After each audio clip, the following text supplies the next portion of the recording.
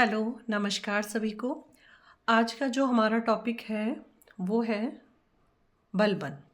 ये पढ़ रहे थे हम दिल्ली सल्तनत, राजनीतिक तथा प्रशासनिक इतिहास। और इसमें आज जिस शासक को हम पढ़ेंगे वो है बलबन।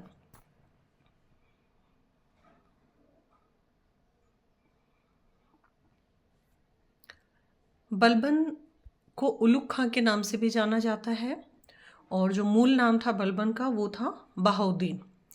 गढ़मुक्तेश्वर अभिलेख में बलबन को खलीफा का सहायक कहा गया है। और ये जो गढ़मुक्तेश्वर है ये उत्तर प्रदेश के हापुड़ ज़िले में है। और ये जो अभिलेख है वो अरबी भाषा में लिखा हुआ है। बलबन का राजनीतिक इतिहास। मेव, कटिहारों एवं बुंदेलखंड के लोगों का विद्रोह। बलबन ने सिंहासन पर बैठते ही सर्वप्रथम 1267 ईस्वी में मेवों का दमन किया। फिर बंगाल। बलबन ने अपने पुत्र बुगरा खां के साथ बंगाल अभियान 1280 से 81 में किया। और जो बंगाल अभियान था वो तुगरिल खां के विरुद्ध किया था। इस अभियान में 3 वर्ष लगे और उसके बाद में बुगरा खां को बंगाल का इक्तादार बनाया गया। तुगरिल खां चालीसा का सदस्य था और चालीसा का जो गठन है वो इल्तुतमिश ने किया था। गुलाम सरदार का पहला विद्रोह तुगरिल खां ने ही किया था। फिर है मंगोल। बलबन की मंगोल नीति शक्ति एवं कूटनीति पर आधारित थी। बलबन ने लाहौर, मुल्तान, दिबालपुर इन किलों का जो प्रमुख है वो मोहम्मद खां को बनाया और सनम, समाना, उच्च इन किलों का प्रमुख बुगरा खां को बनाया गया जो कि बलबन का पुत्र था।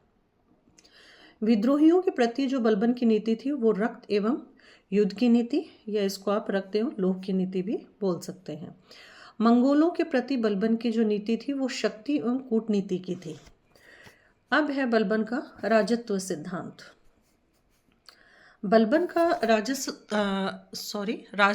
राजत्व सिद्धांत एक देवीय और निरंकुश राजतंत्र पर आधारित था। राजत्व सिद्धांत के अनुसार सुल्तान पृथ्वी पर ईश्वर का प्रतिनिधि यानी कि जिले इलाही है। इस सिद्धांत का मुख्य उद्देश्य सुल्तान की प्रतिष्ठा और शक्ति को बढ़ाना था। फिर है ईरानी परंपराओं का अनुकरण। सिजदा, साष्टांग प्रणाम, पेबोस, राजा के चरणों को चूमना और नौरोज नया साल, निम्न ईरानी दरबार की रस्में शुरू की बलबन ने खुद को पौराणिक ईरानी राजा आफ्राशियाब का वंशज बताया था। चालीसा का दमन।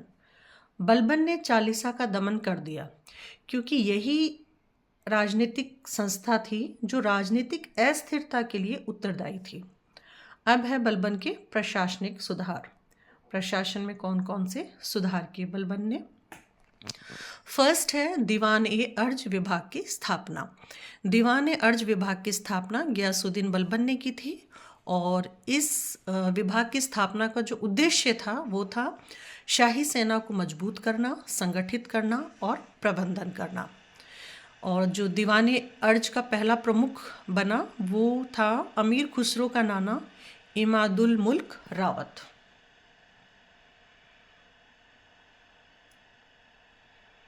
सिख। बलबन ने ही सर्वप्रथम जिलों के रूप में सिख का विकास किया और जो सिख का प्रमुख होता था वो सिकदार कहलाता था।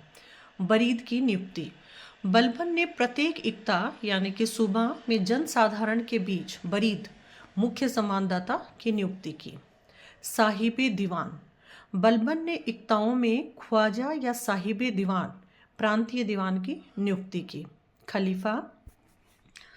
गढ़मुक्तेश्वर की दीवारों पर उत्कीर्ण लेख में बलबन ने स्वयं को खलीफा का सहायक घोषित किया था।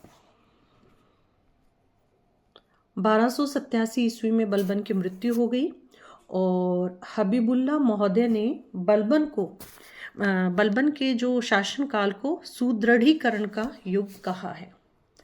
Thank you.